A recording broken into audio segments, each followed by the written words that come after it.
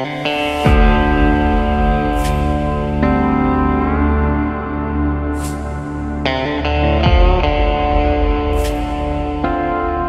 back, everybody.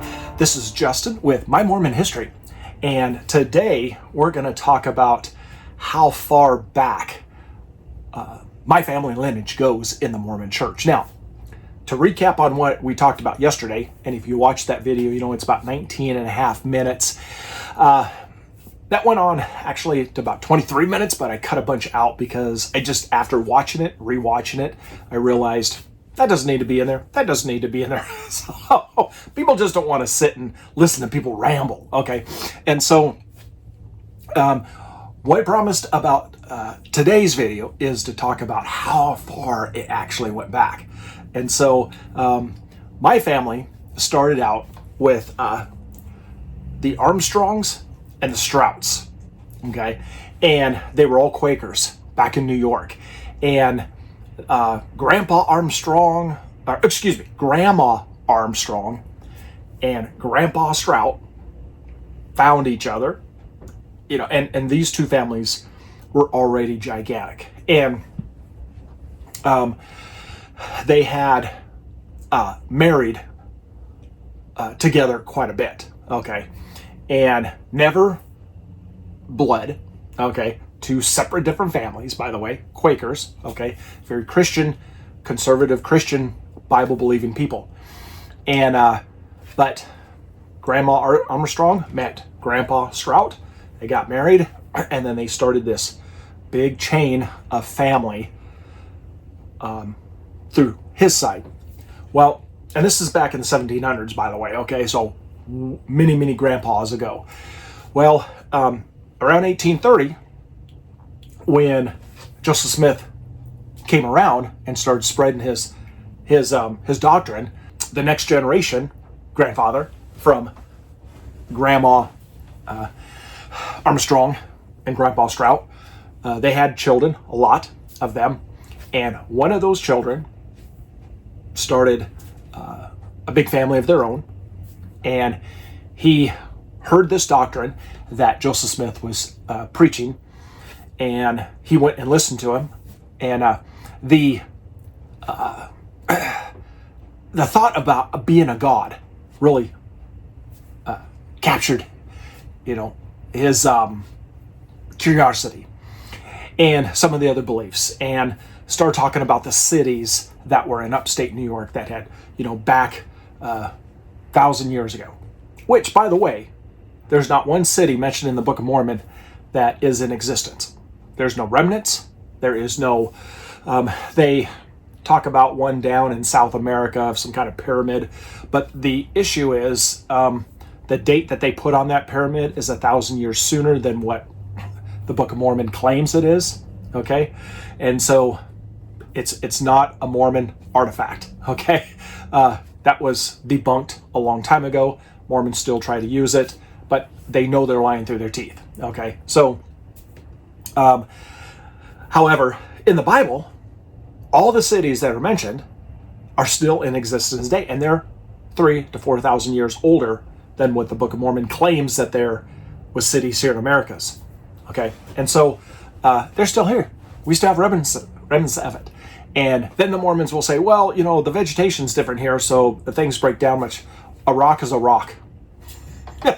If you build a stone house, and it's a big one, like, and it's big cities like this, you're going to see some kind of remnants, even 2,000 years later. Okay, so clear main fact is they have no evidence that the Book of Mormon actually existed before 1830. Yet we have plenty of scientific evidence that the Bible has existed for thousands of years. Okay, just to kind of throw that out there. Well, anyways. He was intrigued by the cities. He was intrigued by the history. He was intrigued by Joseph Smith's whole theology, doctrine, more like mythology, by the way. And so the Strouts of that lineage started following the church, and they gave a lot of money to Joseph Smith, even money to translate these golden plates that never existed, that only if you were pure in heart and had the eyes of God could see them, which some of the elders claimed they could see them. But, we see that today, that people say, oh, yeah, I see it. I witnessed this thing, and they never did. They're lying through their teeth. But if they don't, they lose their job, okay? Or they lose their status, and that's all these people were doing. They other elders looked as I don't see another, and Joseph Smith became extremely angry with these people and said, "You are not of God. You don't have Heavenly Father in you if you can't see what I'm seeing." And he basically said they weren't worthy, and they would be brought down in the heavenlies and be servants to Him in the heavenlies when everything was said and done. So, my grandfather and the family, they were followers, but they weren't elders. Okay, at this point in time, and so they never even got a chance to look to see if they saw the plates, but it wouldn't have mattered anyways. And then they get a message late one night that they're all moving to Columbus, Ohio, and they all move there. And Joseph Smith sets up a bank, and then late one night they move again. He goes and takes all that money out of the bank, and people that put their money in this bank weren't necessarily Mormons; they were townspeople. And he stole all the money from there, and they took off and went to Blessings, Illinois, or Blessing, Illinois, which later he changed to Nauvoo when he was able to get the entire town to believe that he was this great prophet. Well, it didn't take long. They had changed the name of the town, put it in a registry, and that was that. But then they found out he was more of a pedophile than a prophet. He tried to take their wives, and he was arrested, and he was put in jail, and people broke in, killed him, and threw him out the window of the second floor of the jail. And then they burned the temple to the ground. But by that time, instead of changing it back to Blessing, Illinois, they left it Nauvoo. And in 2002, they rededicated the new temple, which the funny thing is they built it exactly to scale, exactly the way the original. And when you look up at the temple, you see these round windows with upside down stars. Pentagrams is what they are, which is used in satanic rituals. Well, when you question Mormons, it goes, well, the stars in heaven are not all upright. Well, the funny thing is stars in the heavens are round balls of gas. They're not 5-pointed. They're not 6-pointed, 7-pointed stars. They're round balls of gas. So that totally blows their theory out that, the stars in heaven are not all upright. Well, when you have a satanic symbol in a religious organization, that shows right there that they're not a Christian organization. So anyhow,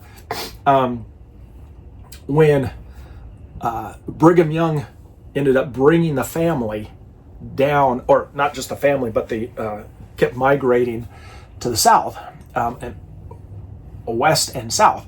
They ended up in Salt Lake, okay? And then after several years of building it up, there was a militia that started, a Mormon militia led by John D. Lee. And he was the commander. And a few generations later, or like one generation, maybe two, another grandfather of mine was in that militia.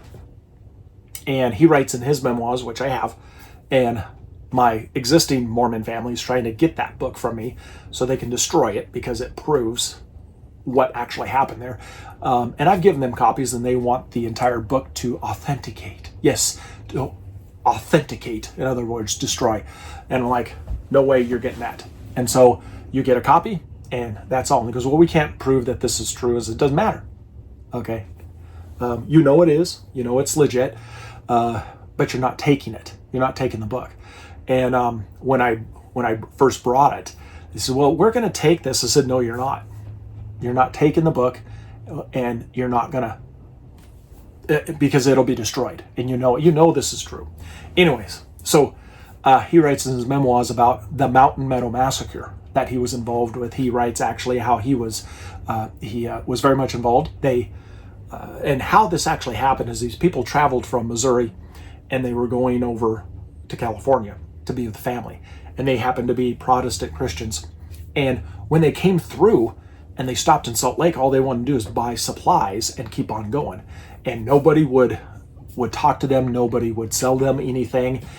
And they kept on going. Well, when they got down to the border, Brigham Young ordered the massacre of these people because he didn't want them to spread Protestant theology throughout the Mormon community. And so they went down and they apologized to them for nobody paying any attention to them and asked them to come back so they could resupply them. On the way back, they had ambushes set up to kill. And there was over 120 of those people killed. And any child from the age of 8 below, they took and they put with other Mormon families, and they they wired families in California. They found out somehow. And then they came and collected them. But one girl wrote all about what had happened. She remembered everything. But my grandfather wrote about the 12 that he killed and how he did that in the service to Heavenly Father. And he bragged about one boy he even shot that was 12 years old. So 20 years after the fact, this happened in 1857. 20 years after the fact, in 1877, there was a trial. John D. Lee was tried for this and acquitted. Well, the heat came on Brigham Young at that point. There was no evidence that John D. Lee was the one that ordered it, but all the evidence was pointing towards Brigham Young. And so you've heard of scapegoat. They retried John D. Lee, and Brigham Young made sure there was all Mormon jurors, and they convicted him within an hour. Within an hour of the jury being out for deliberation, they came back and unanimously said he was guilty. And then he, within a few months, was hung for his crimes that he was accused of. Well, my grandfather didn't think that was right. He actually wrote that this was unfair trial, and he became very angry. But in that anger, he went and got 5 of the 19 wives that John D. Lee had, and he cared for them and all their children. John D. Lee had 19 wives and 50 children. And so these wives were distributed out to other members, and it was more like a welfare system is what it was. And I'm sure my grandfather had sex with all of them. The family lineage where I come out of is from him and his wife that he originally had. And I don't remember how many wives my grandfather ended up with, but I'm a true Armstrong and Strout, not from Lee or Browns or whatever, or Smiths, but even a lot of our family left the LDS church after they read what grandfather wrote. They thought he was sick, disgusting, and all that. And so there are still a few remnants of my family that are Mormon that believe that my grandfather only did what Heavenly Father chose to, and Heavenly Father chose John D. Lee as a martyr for what happened. And Brigham Young would have been higher up in heaven if he would have allowed things to play out.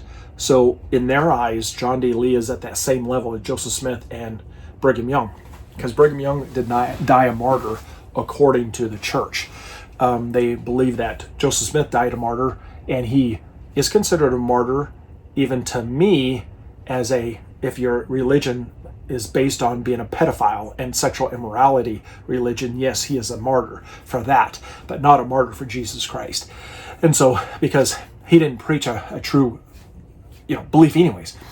So, down through the ages, my family left the LDS church, and you know how I got involved. If you watched the last video, you know how I got involved through the Scouts, but it only took 2 years to figure out there was something wrong here. Other than that, that is how where my family lineage goes. Next video, I'm going to keep a surprise, but you'll want to watch for it. So God bless and have a great